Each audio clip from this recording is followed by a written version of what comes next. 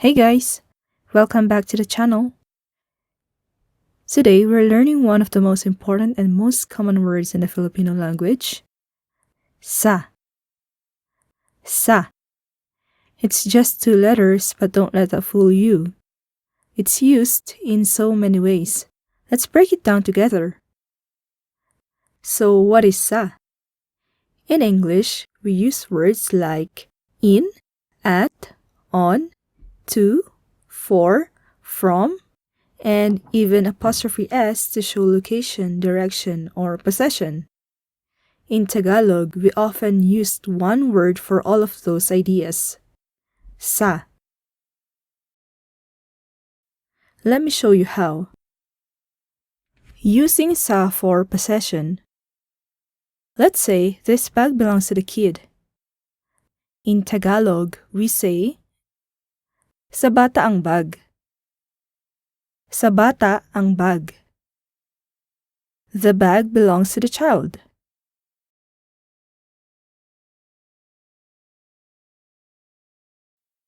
Another example. That's his.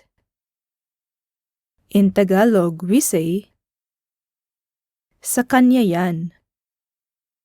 Sa kanya yan. Iyan is that. That is his. Sa kanya iyan. Now, what if we use a proper noun? For example, the bag is Rico's. Do we say, sa Rico ang bag? No. We use the word kay instead of sa. In this case, we say, kay Rico ang bag. Kay Rico ang bag.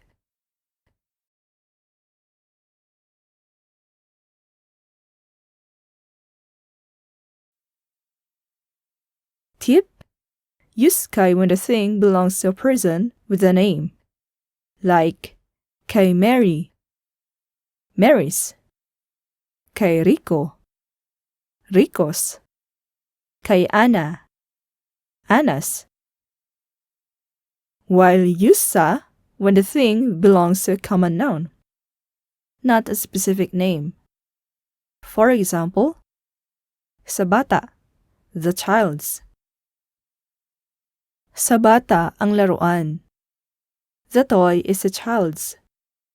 Sa bata ang laruan.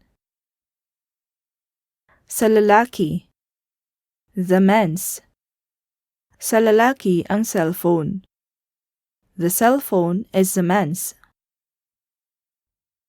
Sa lalaki ang cellphone.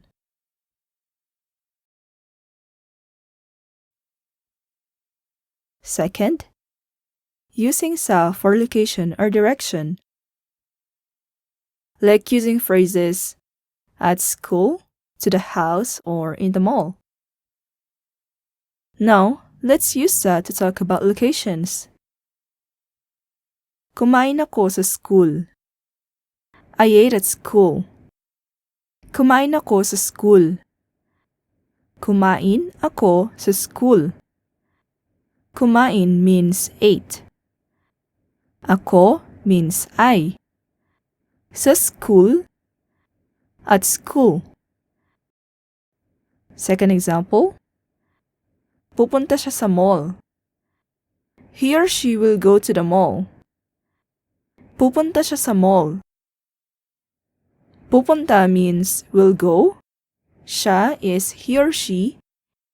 And sa mall is to the mall. Now, you might have heard the word nasa. So, what's the difference between sa and nasa? These two may both talk about places, but they serve different functions in a sentence. Use nasa to describe where something or someone is or was located, whether now, earlier, or at a specific point.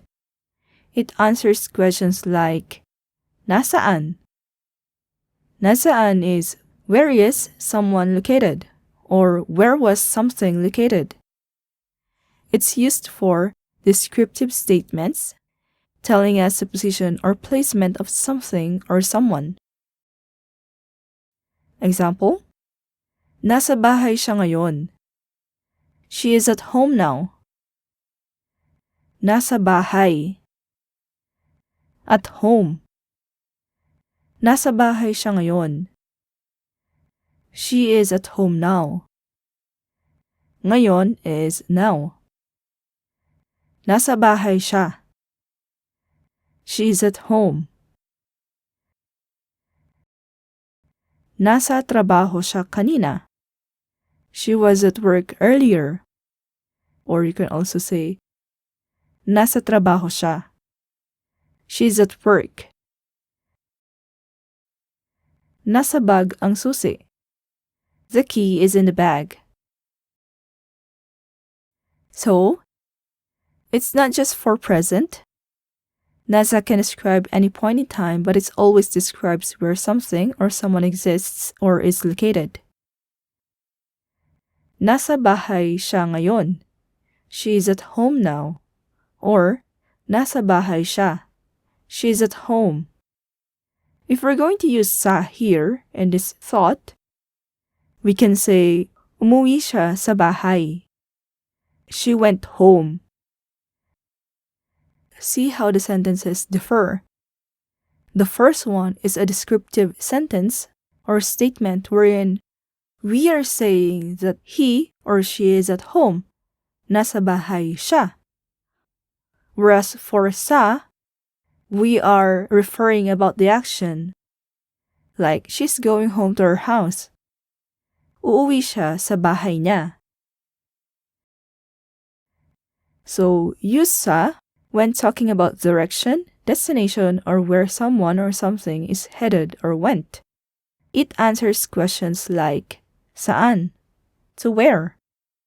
It's used for action-related movement. For example, uuwi siya sa probinsya bukas. She will go to the province tomorrow.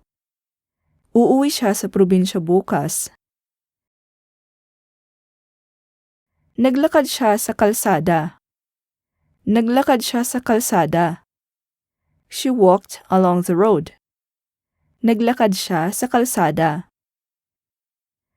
Now, if we're going to translate this as a descriptive form, we can say, nasa kalsada siya. She's on the road. Nasa kalsada siya. Third use of sa is to show the direction of an action. Sometimes you're not talking about a place but a person, like writing to someone or giving someone. For example, nagtanong ako sa doktor. I asked the doctor. Nagtanong ako sa doktor. Binili ko sa kanya. Binili ko sa kanya. I bought it from him or her. Now, in these two example sentences, sa is used to refer to the person. Like in here, we were referring to the doctor, so instead of saying doctor only, we use sa as a marker. And sa kanya refers to from him or her. But what if we're referring again to a proper name? Let's say, I bought it from Anna. Should we say, binili ko sa Ana? No, we say, binili ko kay Ana.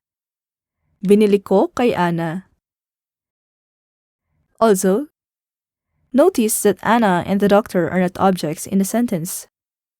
They are the direction of the action. The person the action is meant for. So in this example, sumulat kay Maria. Wrote to Maria.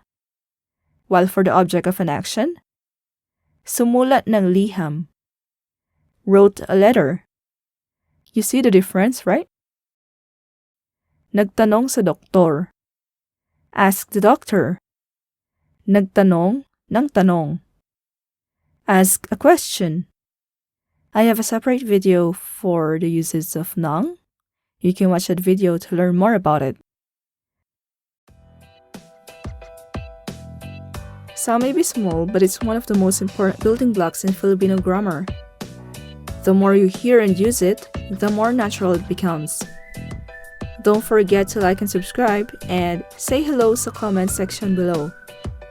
Salamat sa panonood. Thank you for watching and see you next time.